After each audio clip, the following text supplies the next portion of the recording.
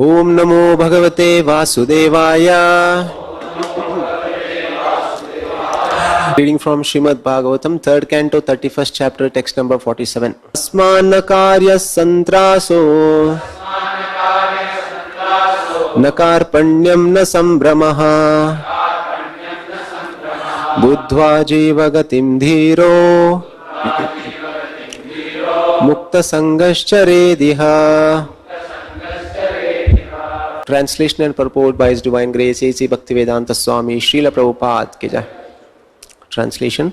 Therefore, one should not view death with horror, nor have recourse to defining the body as soul, nor give way to exaggeration in enjoying the bodily necessities of life.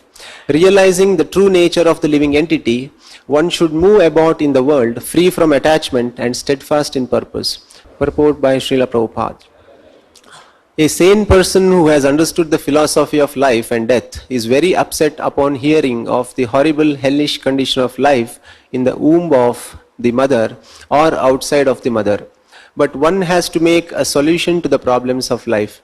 A sane man should understand the miserable condition of this material body. Without being unnecessarily upset, he should try to find out if there is a remedy. The remedial measures can be understood when one associates with persons who are liberated. It must be understood who is actually liberated. The liberated person is described in Bhagavad Gita, one who engages in uninterrupted devotional service to the Lord, having surpassed the stringent laws of material nature, is understood to be situated in Brahman. The Supreme Personality of Godhead is beyond the material creation.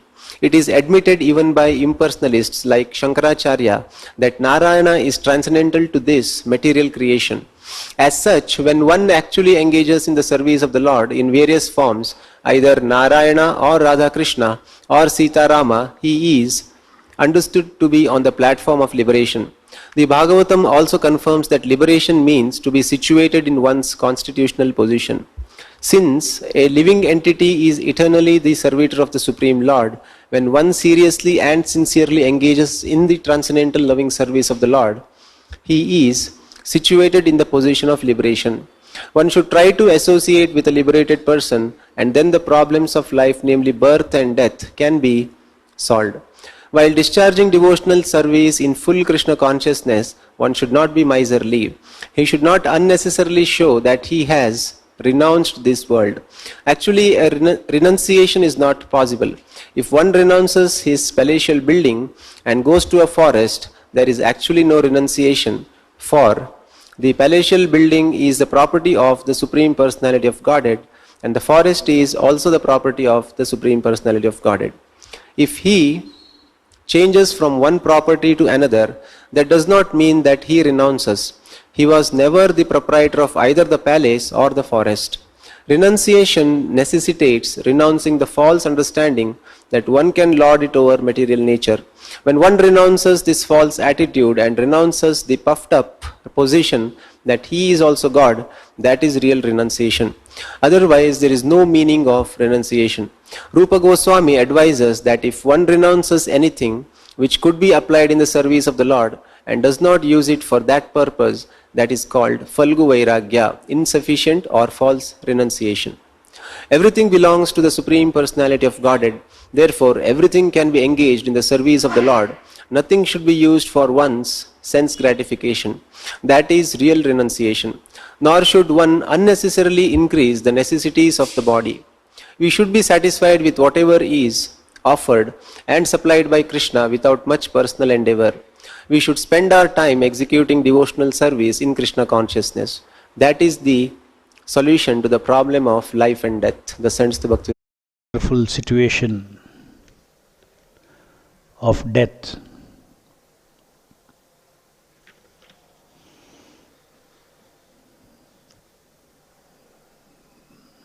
Lord Kapila have specific instructions for the entire humanity. He says that once one understands the truth of the self as a spirit in this body, which transmigrate from one life to another. Jiva Gatim, the movement of the true nature of the living entity, the movement, how the living entity moves from one body to another,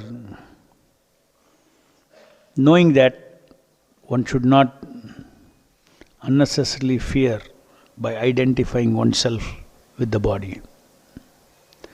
Identifying oneself with the body is the very cause of fear of death.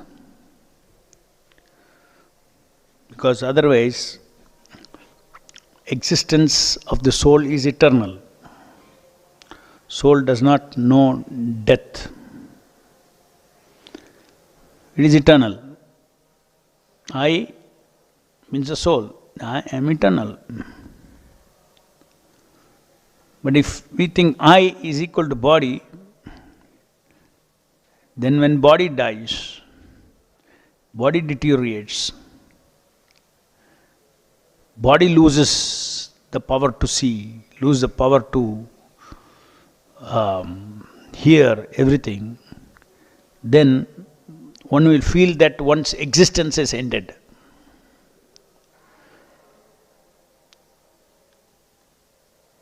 So if at all the living entity has got the experience of death, it is only in this manner, grounded on some illusion. Therefore, death is not a reality at all. Experience of death is only in the experience. It's not a reality.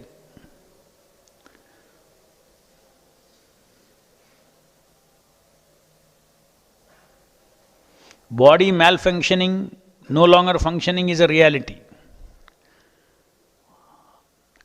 Converting that into a death experience, as if life is ended, is simply an illusion. Therefore, Lord Kapila is saying, don't look upon death with horror. Don't look upon death with horror. Therefore, one should not view death with horror, nor have recourse to defining the body as the soul. Next, nor give way to exaggeration in enjoying the bodily necessities of life.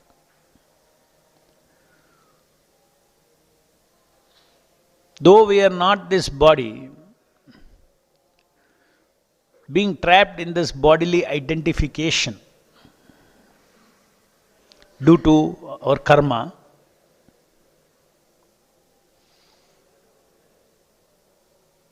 and the body is designed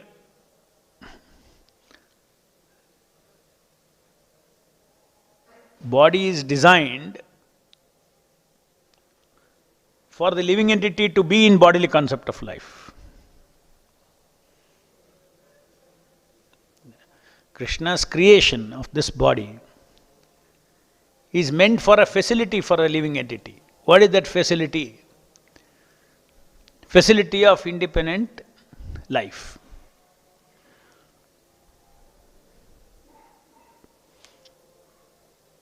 So that is the purpose of Krishna giving this body. So this body has been designed for a purpose. Having been designed for a purpose, there are different bodily necessities. You have to eat, you have to sleep, you have to manage the reproductive energy. It is in the creation. Eating, sleeping, mating, defending.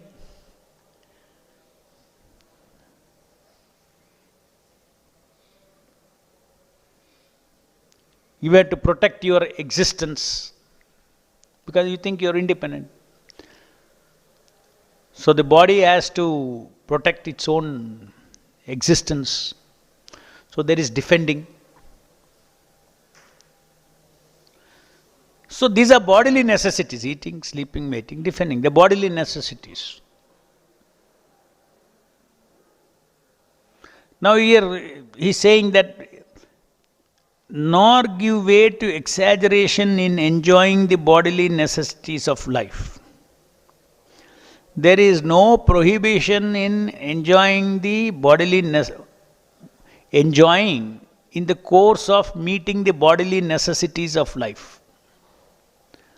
For instance, you have to eat.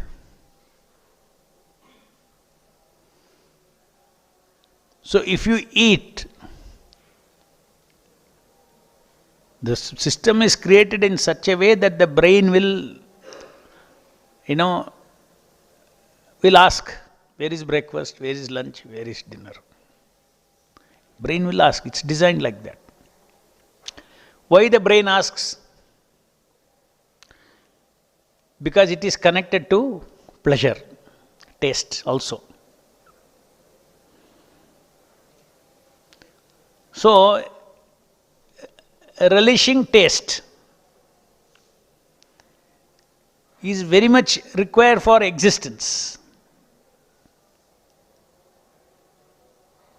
Wherever things are required for existence and survival of the living entity, in all those places, some sense enjoyment is planted.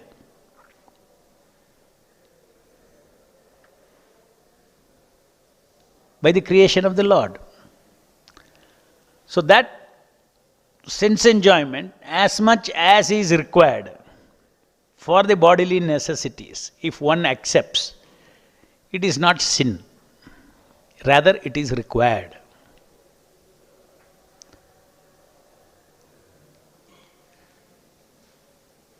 The Mayavadi philosophy says that a day has to come when you should not eat anything. The Vaishnavas say minimize the demand.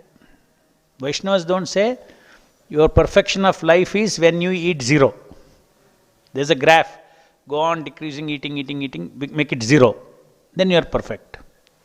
No eating, sleeping, mating, defending, zero. But we understand that these are all arrangements of the Lord. As long as the soul and body have to be together in a system, it needs all these things. Eating anything excess or giving enjoyment excess to what is required turns out to be sin. Enjoying, eating, sleeping, mating, ending, defending to the extent to which it is required as a bodily necessity, it is not considered to be sin, it is not considered to be lacking in Krishna consciousness in any manner. The super soul is seated in the heart and he expects. In fact, Prabhupada says that the yogis they torture the body. And torture the body, they give even the super soul is not pleased. That is not there is a purpose for this body. Utilize that purpose and then get renounced with what is not required at all for this bodily functioning. So this is the Vaishnava's lifestyle, this is his philosophy of life with respect to enjoyment. For enjoyment is not a factor at all. Meeting the bodily necessities is a factor for a Vaishnava. But it so happens that enjoyment is planted there as per laws of material nature.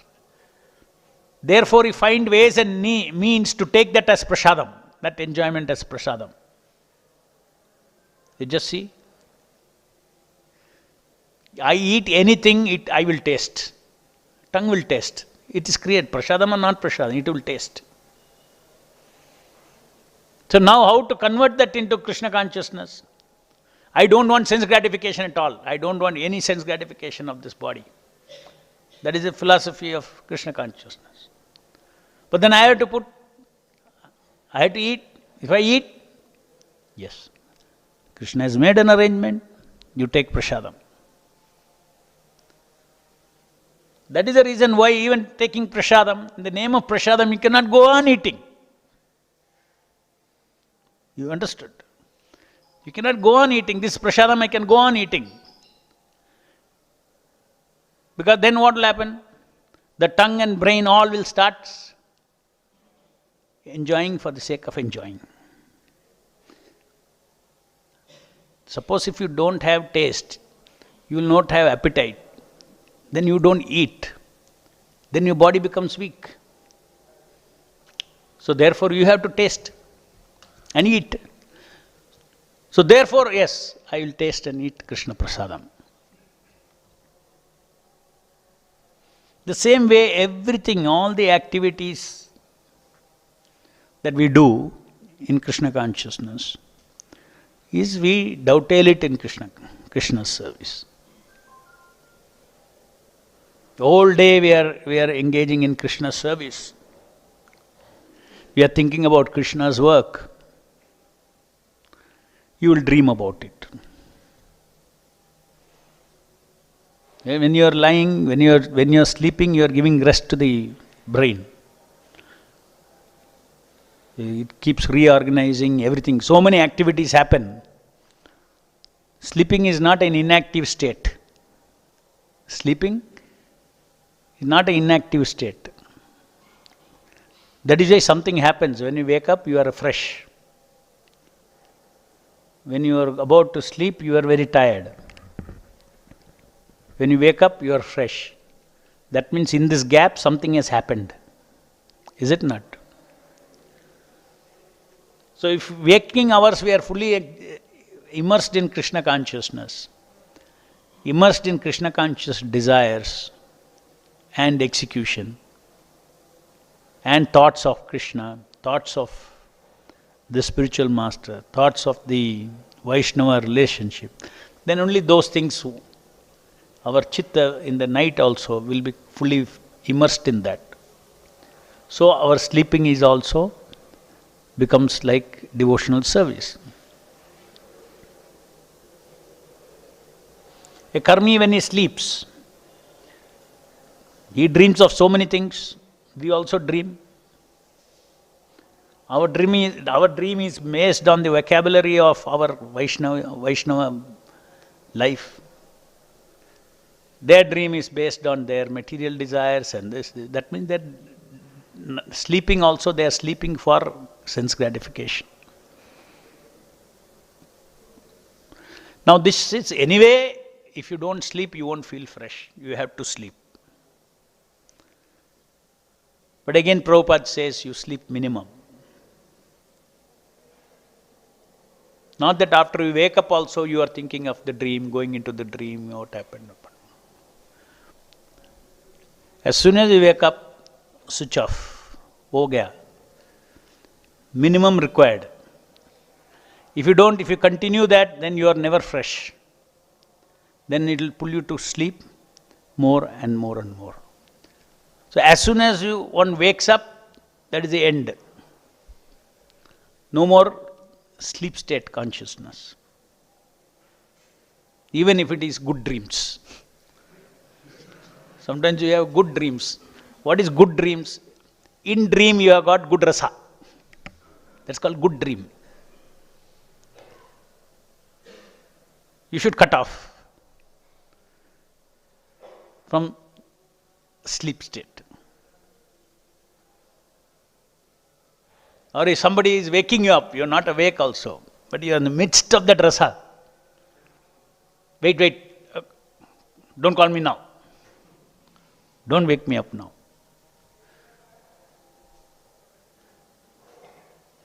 So eating, sleeping, mating.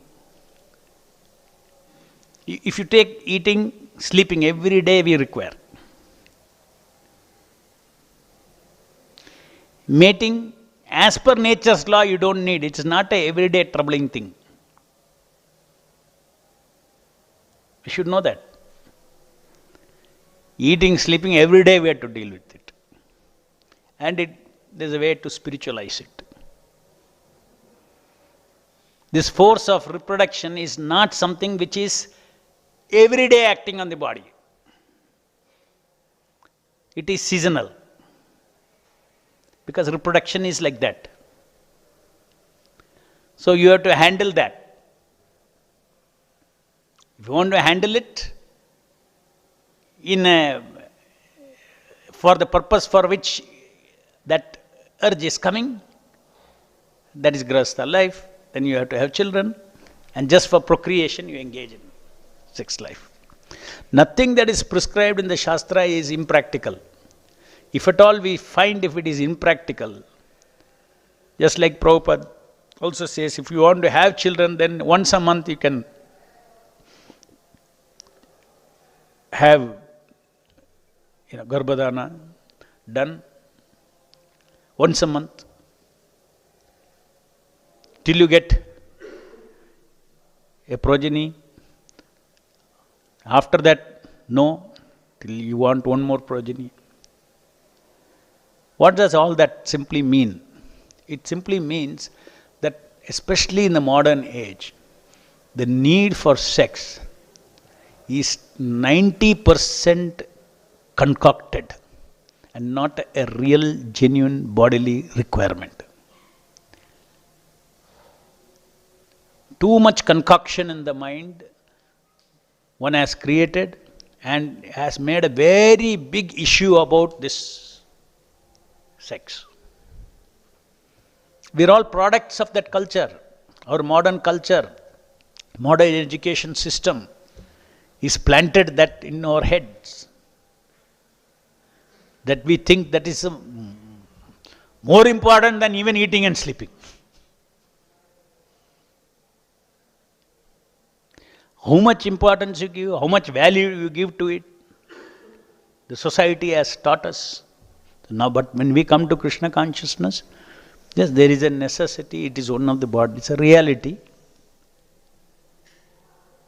But the Shastras are saying, if you are a brahmachari, this is the way to handle it. If you are a grahastha, this is the way to handle it. If you are a vanaprastha, this is the way to handle. Means handle opposite, association of opposite sex. If you are a sannyasi, this is the way to handle it. So formulas have been given for us. Everybody is given a safe boat to handle mating, eating, sleeping, mating, and defending, self-protection. Basically, when it comes to Vaishnava, being a Vaishnava, he does not care for self-protection. But suppose he is not in the role as a Brahmana, then he may need some self-protection. Just like we tell our congregation, okay, you are not in the temple, you are not in the situation of a Brahmanical life of simply, depending on Krishna for one's existence, husband, wife, children, everybody. Okay, you're outside, you have your own normal required level of defending. Defending means, basically in the modern world, defending means money. Fixed deposit, security, pension, gratuity, these are all comes under defending.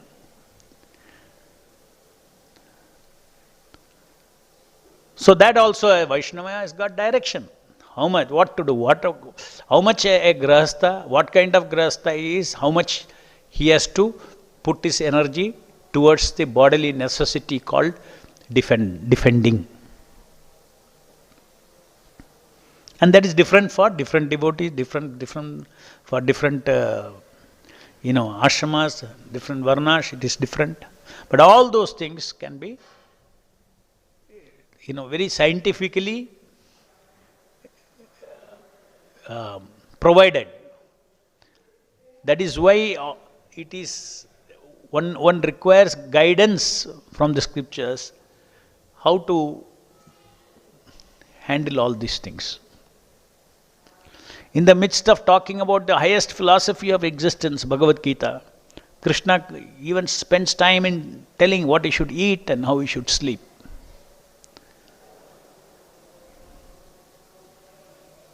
Why? Because it is very important.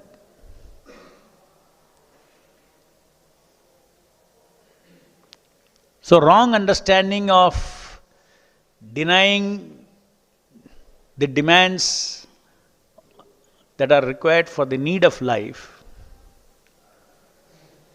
can take one away from Vaishnavism.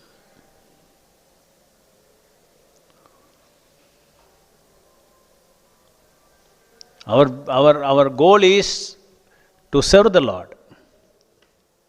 Our goal is not to show my ability to renounce. One should not take pride in renouncing. Because Prabhupada is explaining, here renouncing itself is an illusion. You renounce a palatial building and go to the forest. What have you renounced? Gone from one room to another room. Prabhupada is saying, gone from one room to another room. You cannot renounce at all, because wherever you go, you have to depend on the Lord's property. Because you yourself are Lord's property. So you cannot escape from yourself also, because you belong to God. So this idea of renunciation is, real renunciation is proper utilization of everything that comes at our command in service of the Lord. That is real renunciation. Nothing is bad, because everything is coming from God.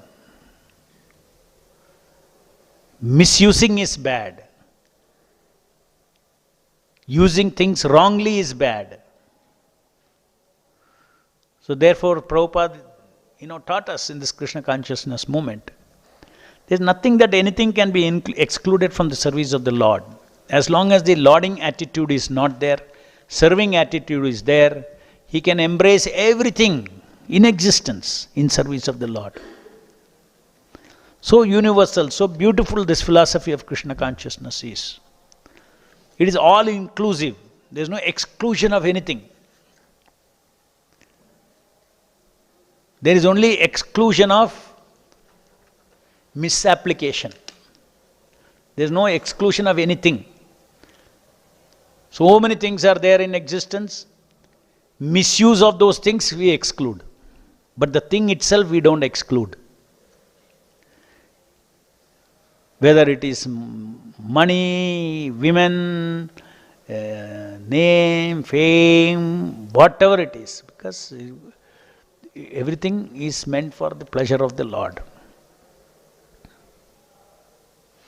So Vaishnava is always moving around with this, as here Lord Kapila is saying. He moves around this world. One should move about in the world free from attachment and steadfast in purpose. What is the purpose? The purpose is Krishna consciousness, liberation from this material world. We mean liberation in a different. Liberation means going back to Godhead, re-establishing ourselves at the lotus feet of the Lord, re-establishing ourselves as a servant of the Lord.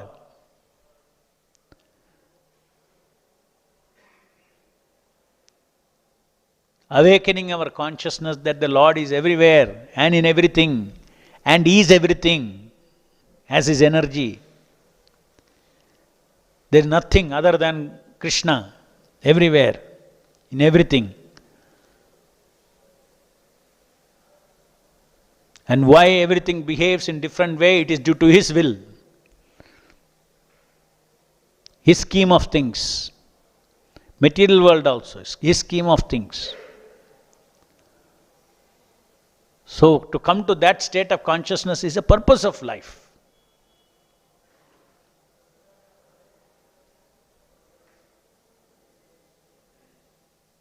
And that is what, whether it is Kapila's teachings or whether it is Prahlad's teachings, all the essence is this, to become always conscious that we are part and parcel of Krishna.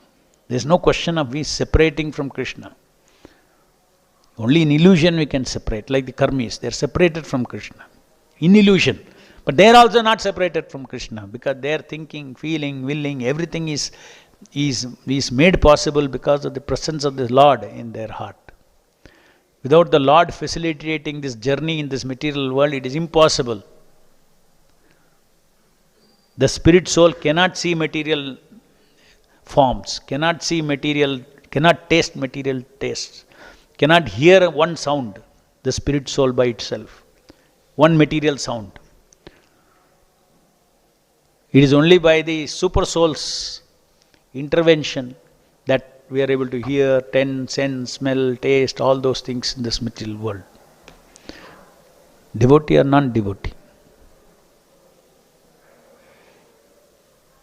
So death is an illusion, renunciation is an illusion. Illusion means it's only in the mind. Because you cannot renounce any, you cannot disconnect yourself from existence. You are part and parcel of God. You are parcel of God, there is no question of separation. Only in illusion I think I am separate. Any questions?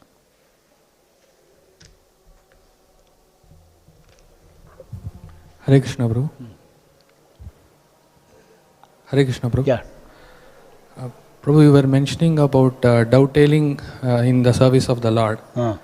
So it is easy to understand the concept of dovetailing money or any other thing. But what are the examples of, or how can devotees deal with name or fame, or what are the nitty-gritties, or how do we dovetail that in the service of the Lord? Can you elaborate a little bit? First principle of dovetailing is we need to know how much.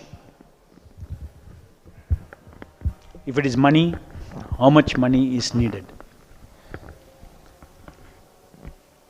Same principle. I have to eat to live. How much prasadam I should take? The first thing of dovetailing is how much.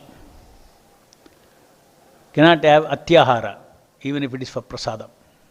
More than needed should not be there. So that is number one principle. How much is needed? Second principle of dovetailing is,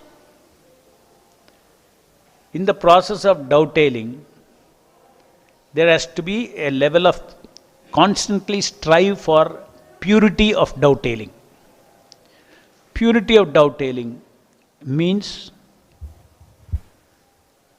keeping the focus of the pleasure of the Lord and not pleasure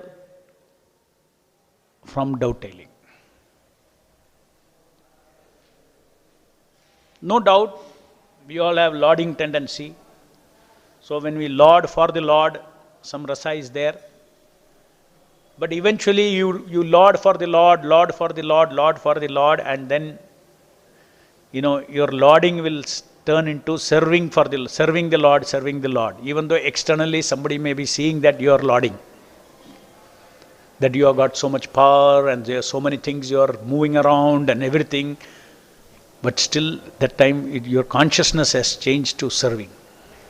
That means initially our controlling tendency we may use, but we have to observe and become purified, and we also not only simply going on doing that, we have to have reflection, chanting, hearing, all those things that happens. The sadhana that is happening will actually purify our service, and so that we can convert slowly, our lauding tendency will go on decreasing. But the work that we do will be the same productivity or even more. In lauding, what happens? When you fail, you become morose. When you succeed, you get elated. In a yogic way of lauding or dovetailing, you see the results come or doesn't come. First, my primary rasa is in having got an opportunity to serve the Lord. That is counted. Today I am able to go out morning to evening. When you lie down on the bed, you think, I have been able to serve the Lord. Count that. People don't count that. People only count, okay, today no collection came. Our collection did not come. I'm not saying you should be insensitive to it. But primary should be, I have done my duty. And in the process, at the end of taking satisfaction in having done the duty, being blessed to do devotion service whole day, along with that you take, okay, so many nice results happened today. Or nothing happened today. Feel little sad, no problem. But that cannot be the primary thing that oscillates your consciousness. So there is a purity of dovetailing. Quantity, because mind, anything when it comes to money, mind you let it go, boo, money, money, money, money, money, money, money, money, it will say. No end if you leave it to the mind. Even if it is for dovetailing. But you should know what is, that's all, what is required. So with these two things, if we are very careful, then we can dovetail.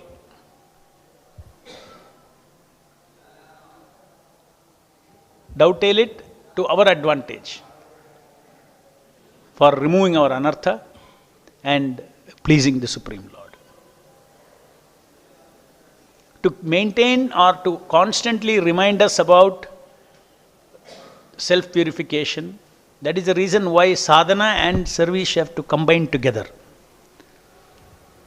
If you don't combine together, then what will happen is, it will go on feeding the lording. And we don't have, if you go on feeding the lording, you are feeding your anartha. So some indirect benefit of devotion service the person will get. But ultimately, anybody can observe, especially if he is not chanting. You can count the number of days. Because it will only feed the anartha more and more. And when it comes to the association of Vaishnavas, in a Vaishnava society, up to some level anarthas and all can be fed. But this is not a place to feed anarthas of name and fame and all these things. It is not a place to feed. For instance, even now come to the example of money, you said. Now come to the example of name and fame.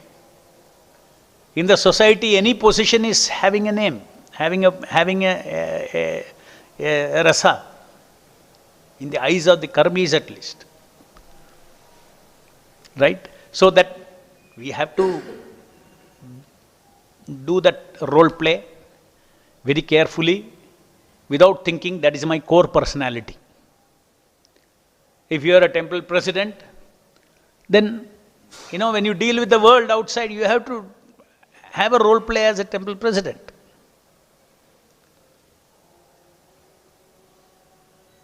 If you say, now I am going to be humbler than a blade of grass, that is your inner mood. That is your core personality. Humbler than a blade of grass. You cannot do your service if you are, in the meaning of the people of the outside world, if you are humble. You cannot do. Right? Suppose construction work is going on, you have to direct the people and you have to correct them and to tell them and then, what kind of sadhu you are. You are not humble. Why are you chastising me? I have never seen even one sadhu in construction activity who is humble. The construction activity means you are dealing with Shudras, no? Shudra quality means shouting. Otherwise you cannot do.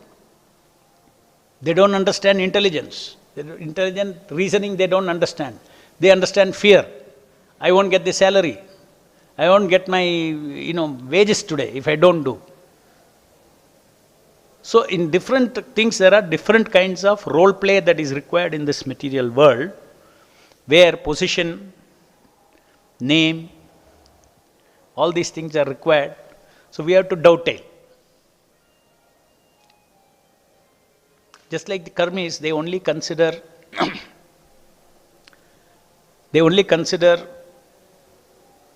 they have value only for people who have some value in the society. So when devotees bring somebody to the, let us say, a devotee wants to bring a new person to introduce to, let's say to me, to some festival or something. And there is something that, he is also a person whom has influenced everything in the society. Then that we are devotees will preach. Will preach means they will, before bringing, they'll create a background. Who is Madhu Pandit? Who is our president? This, all these things. This is dovetailing. No, you don't tell anything and you bring. You'll sit like that. Your function you cannot do. I cannot do my function also. Because then they have to be so elevated, then only they have to see, okay, they are sadhus and come and go. So just see, everywhere there is dovetailing of role plays and all these things. Ultimately, we should not get contaminated by that. I should not think I am president. I should not think I am brahmachari. It is my role. Am I eternally a brahmachari? So if I think I am a brahmachari, then I am an illusion. I don't want illusion. So my core personality I should not forget. That's what Chaitanya Mahaprabhu says. You are not a brahmachari, grahastha, vanaprastha, sannyasi or anything. Or a brahmana, kshatriya, vaishya, shudra. No. These are all role plays. So as long as you keep something as a role play, and not role play of whom? Role play of the core personality. My core personality is something, my role play personality is situational. I am not. Today I will be this, I will switch over like this. Today I am doing one service, I need one role play. You tell me tomorrow you take another service. In few days I will pick up that role play. I am detached, I am renounced. No, I have this, I cannot do anything else, I am this. Okay. If you switch over, it is possible. Devotee is capable of doing every kind of service. Our founder Acharya has taught us that. He did every kind of service. Cooking, to cleaning, to pujari, to Bhagavatam translation, to giving Bhagavatam class, to management, to fighting enemies. Everything he did as a pure servant of the Lord. Hare Krishna, Prabhu. Yeah. You are saying that while enjoying, while meeting the bodily necessities, there is enjoyment is given. For example, if I am taking prasadam, so most of the times we feel that I am the enjoyer. So we are trying to imitate Krishna while meeting the necessities of bodily things. So how do we get out of this? Eat like everybody. Tastefully. But remember, Krishna has given this taste. It's prasadam, no? But because it is prasadam in the material world, correct? It is not prasadam in the spiritual world. Because it's prasadam in the material world, there is a quantity restriction. There is a material aspect of tongue, of the body, as well as there is a spiritual aspect. So you take the spiritual aspect, but control the, you don't involve your mind too much in the taste. You involve your mind in gratitude to Krishna for giving me taste, giving me energy. Taste feeds the brain. Please understand. Taste feeds the brain. If you taste prasadam nicely, you become free from sex life. Regulated way. Nicely means what? Not the material taste. It will do ulta.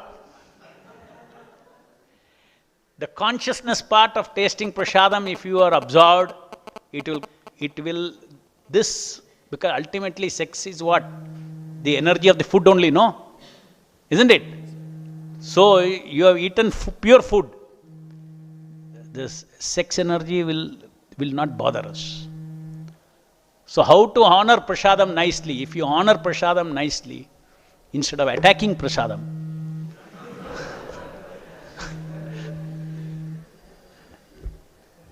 sometimes we take more quantity, Prabhu, that's fine, that's okay. Huh? Quantity, sometimes we take more prasadam quantity, more than... that is the problem I said.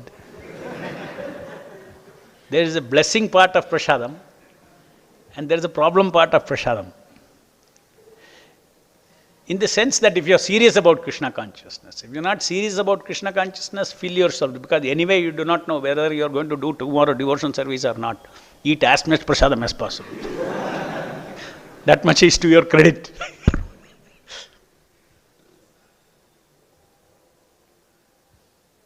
Grandharaj Srimad Bhagavatam ki jai, Jagat Guru Srila Prabhupada ki jai.